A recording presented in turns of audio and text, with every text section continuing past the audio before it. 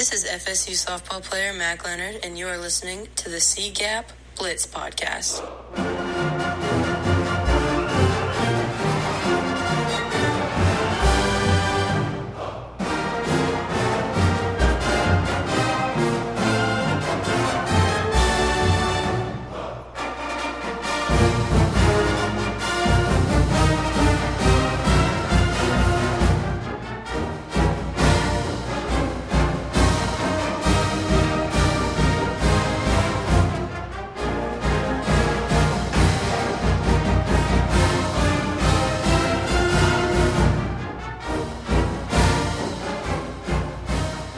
Good evening and welcome in, and this is what we wanted to see.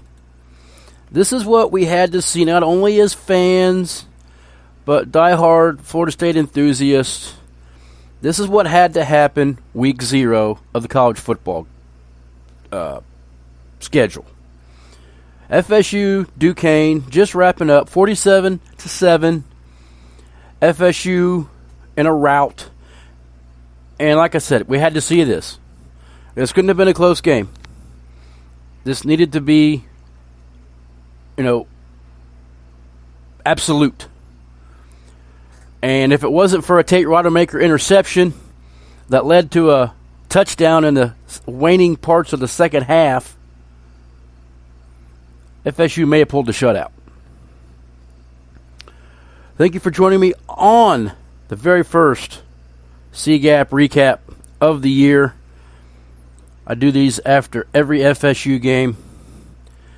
And, the glaring questions are still going to be there because FSU has LSU next week. This was a great tune-up game. I said that on my halftime report, if you caught a little live 5-minute throw down to my live feed. This is a great tune-up game because FSU is able to, jot some notes down on things that didn't really go great in the first half, and they look significantly better in the second half. And that's what I was looking for. I said in my halftime report, I really wasn't so spectacularly blown out of my chair at the way the defense was playing. Yes, they weren't giving up a lot of yards and they weren't giving up scores, but there was a couple of misdirection plays that they were completely fooled on in the first half, and that could be problematic when you get to playing higher quality teams. And look, I'm not taking anything away from Duquesne because that's a very well-coached team. Okay, there wasn't very many penalties in this game. This was a clean game for the most part. The penalties were really low by both sides. You can tell that Duquesne is a very well-coached team, and they have a little running back that's got some juice. And he just couldn't get going against FSU's defense tonight. But that Duquesne team is very good. And yeah, they're not world beaters, they're not national championship contenders, don't get me wrong, but for the conference that they're in and what they bring to their conference, they're a good football team. So this had to be what it was. This couldn't be a close game. This couldn't be a 30-20 game. That would have been terrible. But if we look at the blueprint for what they're trying to do, and I'm sure that they kept some stuff reserved. They didn't want to show everything to LSU. That's obvious. But they came out tonight with a purpose, and they kept saying on the broadcast, the two broadcasters kept saying businesslike. The businesslike approach that FSU brought to this game speaks volume in that team's maturity and growth. And that's absolutely true. They came out with a purpose. They're going to run the ball down your throat, and you're not going to be able to stop them. And they're going to run it that way. And that's exactly what they did. For the first time in FSU history, they had 3 backs go over 100 yards in the same game. And if they had a little bit more time, Rodney Hill may have been the 4th because he was running spectacular, the true freshman.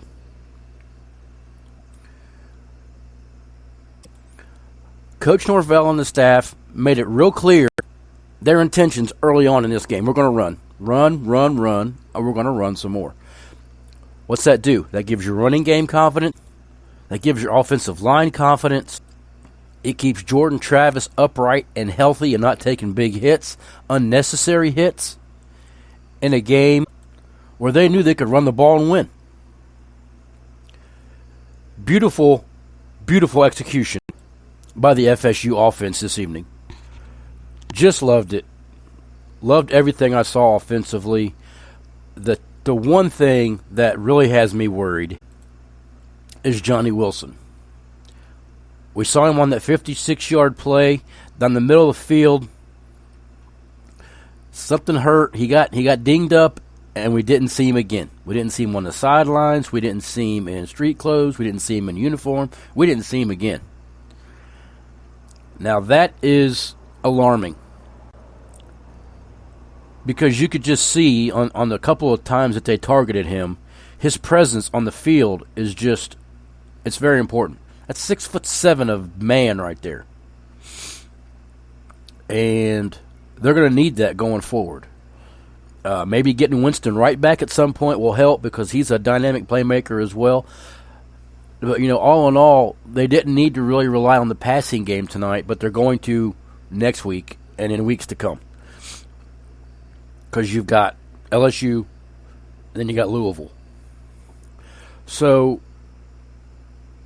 it's alarming, because I'm really going to be paying attention to see what's up with Johnny Wilson. Norvell holds those cards real close. Norvell holds his injury cards so close. With good reason. He don't want it getting out. He doesn't want getting out. Who's hurt, who's not, who's playing, who's not. It tips your hand. But I'm going to be really interested to see if we see Johnny Wilson in practice this week. There at the end of the game, Amari Gaynor was in a walking boot. Amari Gaynor is part of that depth at the linebacker position, having already lost Steven Dix for the season. FSU is going to really rely and lean on what linebackers they have left.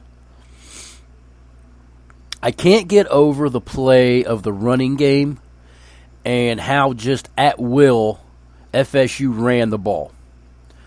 Now, they're not going to be able to do that every game this year, run like that, because the level of competition is going to continually get better and better as we get through the season. But they were nearing 400 rushing yards.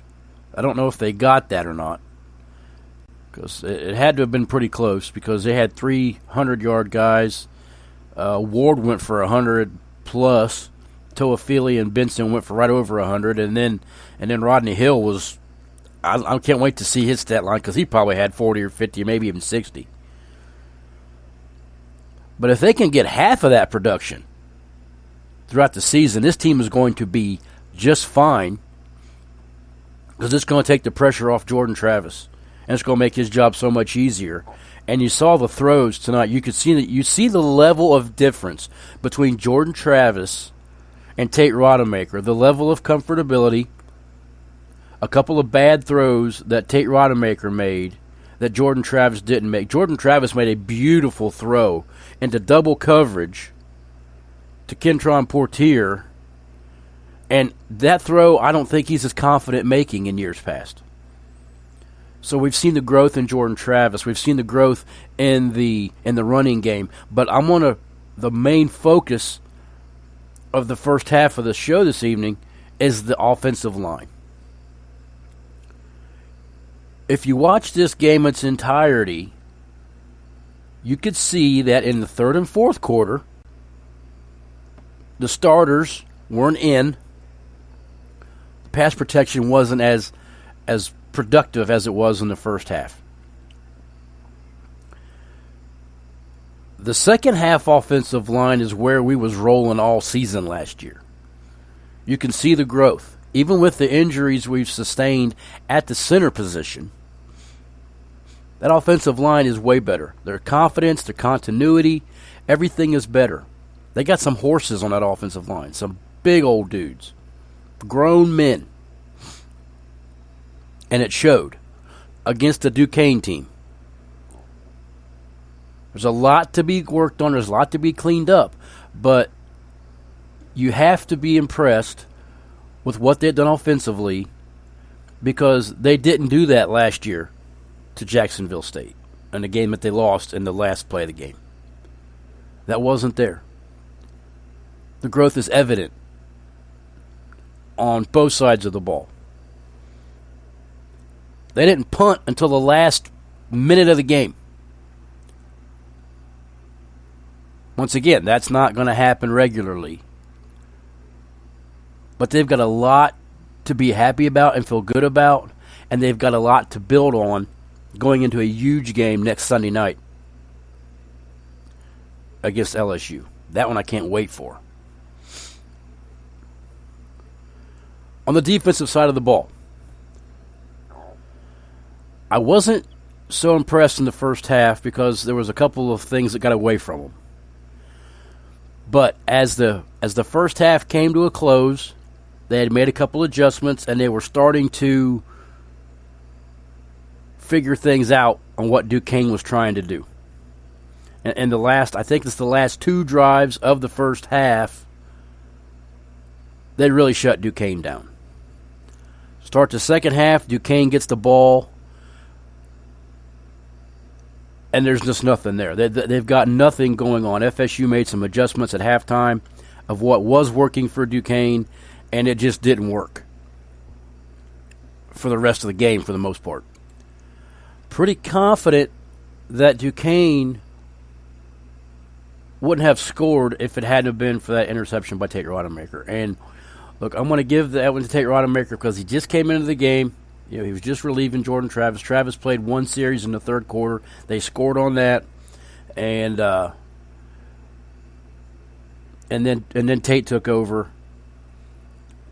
He didn't have to do anything. He was handing the ball off, and it was the running game show, like I've been talking about for the past 12 minutes.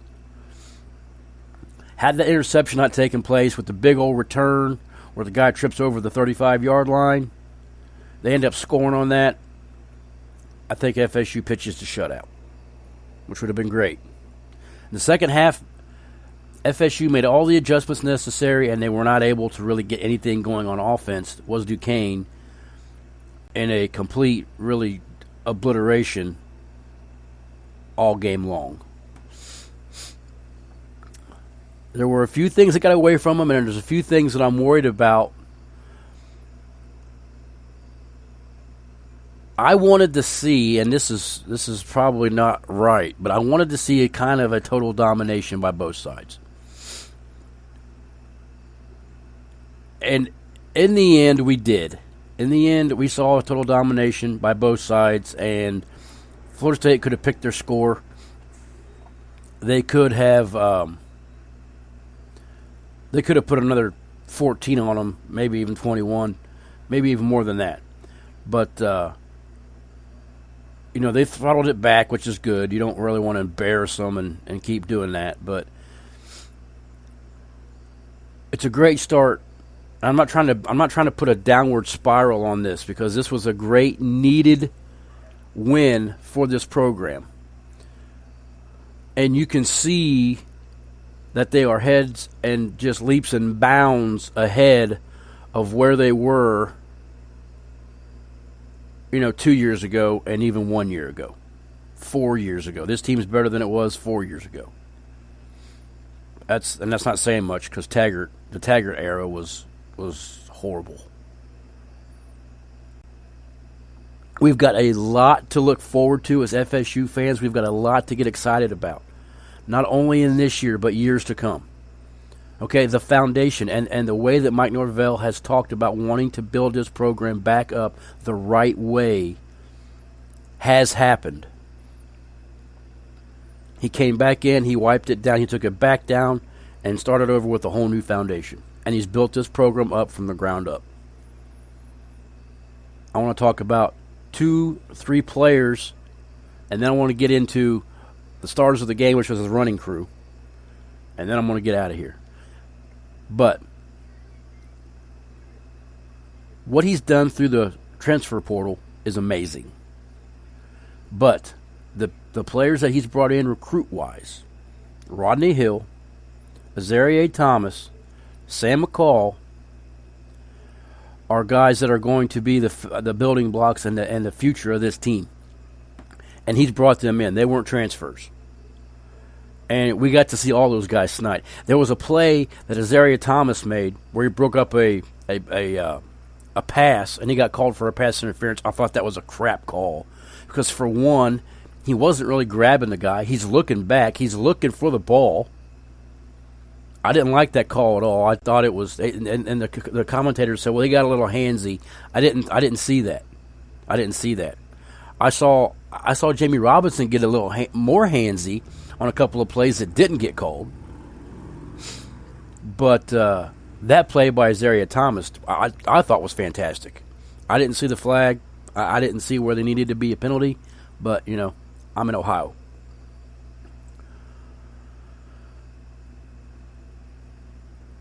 We saw some flashes. We saw a little bit of the size and what we could see from Sam McCall going forward. Although we saw him mostly in the return game, but there was only one kickoff. But he did get to play a little bit. I was watching, a little bit of a move and stuff. Really excited about that. Rodney Hill is a running back that I knew nothing about until this game because I can't go to the practices and stuff because I live so far away. But that kid's got some juice. He's got some good size. And I love that he was able to get into the end zone. I love that I was able to get him a score. His first game as a freshman, get him some reps in a game that means something. It counts against your win-loss record. So I was happy about that. So they got 4 running backs at FSU that, can play. Stars of the night go to the running back, the three-headed monster of Ward, Toafili, and Benson. And this is what I talked about, on my Seminole preview a couple of weeks ago, was these 3 guys, and you saw every one of them tonight. Other than maybe we didn't really see the whole lot of the passing game to the running backs out of the backfield. But we saw the versatility of Lawrence Toafili. We saw the shiftiness and the quickness and the toughness of Trayshawn Ward. And then we saw the size, the speed, and the power of Trey Benson. All was on display this evening. And that's why I've said, if FSU can get half of what they've gotten tonight for the season, this team is going to be just fine. I love the running back room. They play well together, and they lift each other up.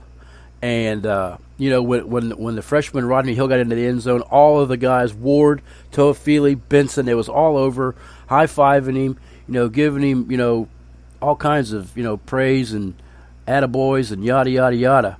And you love to see that. It's not always going to be wine and roses because LSU's next. Louisville's after that.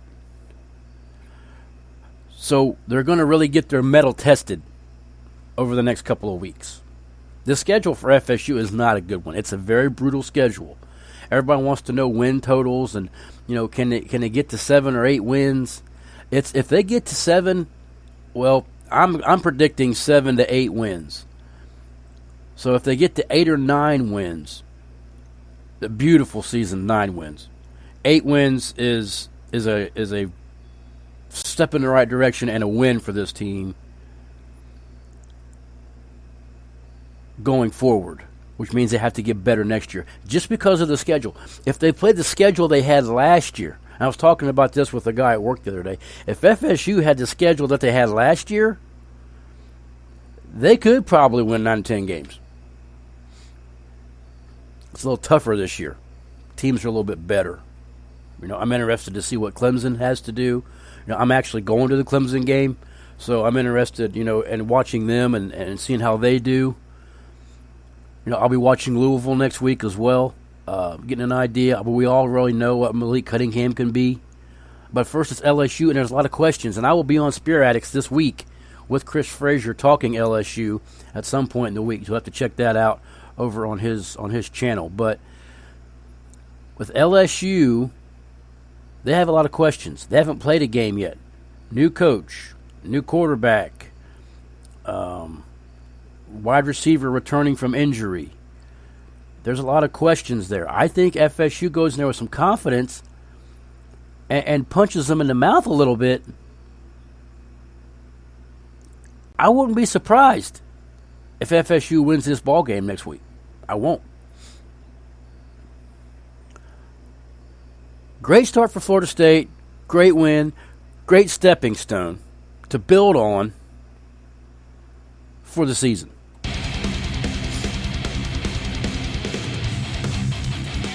That's going to do it from our first C-Gap wrap of the season. FSU wins their opener 47-7. Dominating fashion. Loved it from start to finish.